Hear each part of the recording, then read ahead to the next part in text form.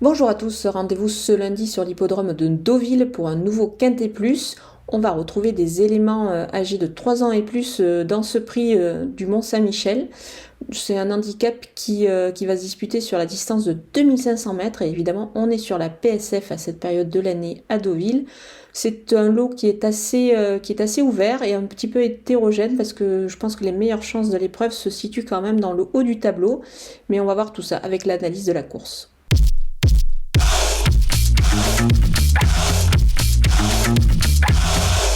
On attaque avec mes bases et le numéro 5, King Cobra. C'est un sujet qui fait preuve d'une belle régularité, mais surtout sur des distances un petit peu plus réduites que celles des 2500 mètres qu'il va trouver ce lundi.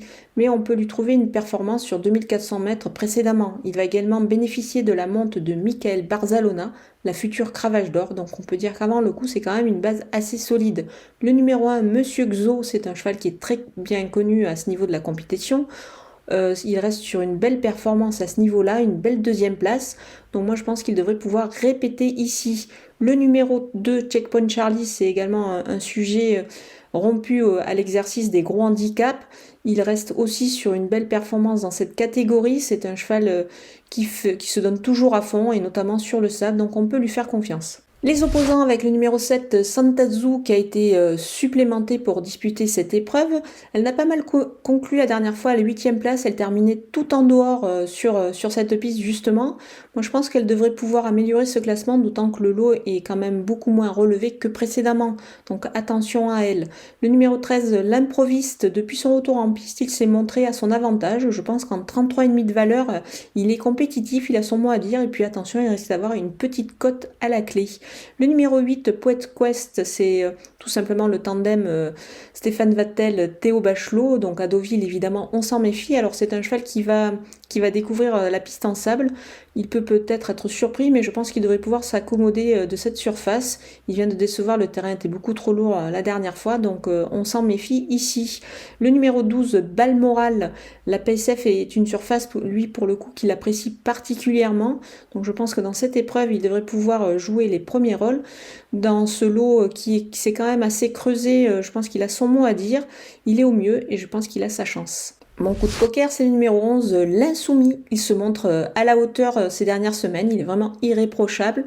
Il trouve une belle occasion ici de poursuivre sur sa lancée, d'autant que la distance de 2500 mètres n'est pas du tout un problème pour lui. Donc attention à lui. Les outsiders avec le numéro 3, Sam, en 36,5 de valeur, c'était pas mal du tout la dernière fois. Moi je pense que dans ce lot, il pourrait pourquoi pas venir accrocher une belle place, donc attention à lui. Derrière les chevaux en vue de cette épreuve, le numéro 9, Nation, il reste sur 2 victoires et sa valeur reste assez stable. Donc c'est pour cette raison qu'il ne faut pas le négliger du tout dans ce lot.